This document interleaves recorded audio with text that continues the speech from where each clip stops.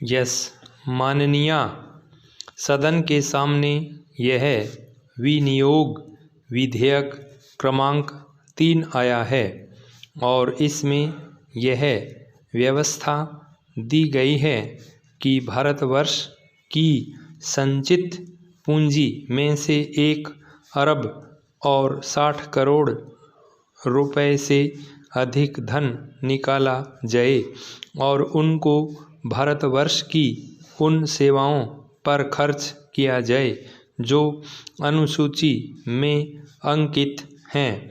उदाहरण के लिए जैसा कि हमारे पूर्ववर्ती मित्रों ने कहा है, संभवतः इस विनियोग विधेयक में जिन जिन कार्यों के लिए और जिन मंत्रालयों के लिए जितने धन की आवश्यकता है उनकी यहाँ एक सूची दी गई है।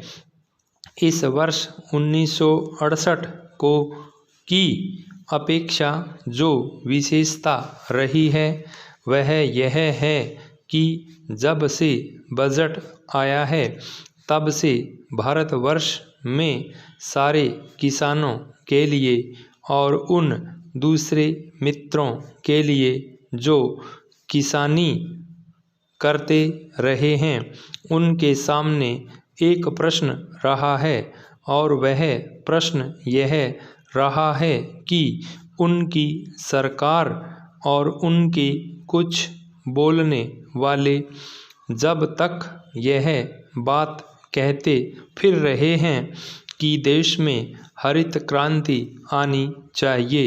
हाँ, हरित क्रांति आ रही है। इससे पूर्व भी कांग्रेस पक्ष की ओर से समय समय पर इसी प्रकार के नारे दिए गए।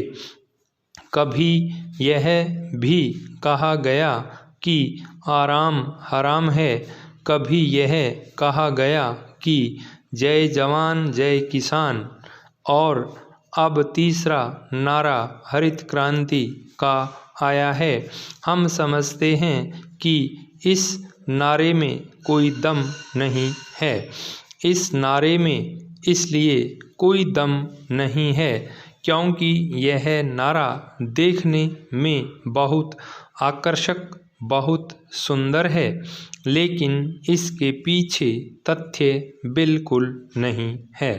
किसानों के ऊपर टैक्स लगाने की मंत्रिमंडल के द्वारा और कांग्रेस के अन्य मित्रों के द्वारा जो बात कही गई है, वे मित्र कभी खेती करते नहीं हैं और न खेती के बारे में जानकारी ही रखते हैं। आदरणीय, भारतवर्ष में खेती का जो सबसे बड़ा प्रश्न चल रहा है वह 2 बातों के ऊपर आधारित है और यह कृषि की समस्या न होकर खाद्य की समस्या भी है। प्रति वर्ष हम खाद्य के रूप में बाहर से करोड़ों रुपयों का अनाज मंगाते हैं और अनाज का उत्पादन करने के लिए हम प्रति वर्ष करोड़ों रुपयों की खाद मंगाते हैं। कांग्रेस सरकार की तरफ से गत 20 वर्षों में हमारे सामने बार बार कहा गया है, यह बात दोहराई गई है कि अब भारतवर्ष में हम बहुत जल्दी खाद्य के मामले में आत्मनिर्भर हो जाएंगे। हमको खाद्य की चिंता नहीं करनी चाहिए, लेकिन कांग्रेसी मित्रों ने जितने जोर शोर से यह कहा कि हम खाद्य की समस्या सुलझा रहे हैं, उतनी ही खाद्य की समस्या उलझती गई है।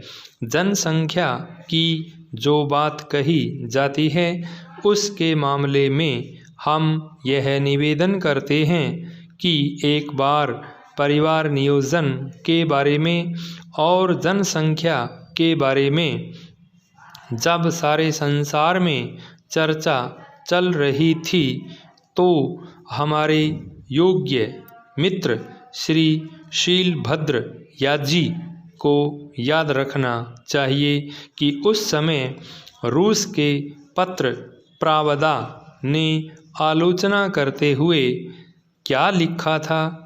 उसने लिखा था कि हमारे सामने यह समस्या नहीं है कि भारत में कितने आदमी बढ़ते चले जा रहे हैं, बल्कि हमारी समस्या है इनको क्या खिलाएंगे। स्टॉप।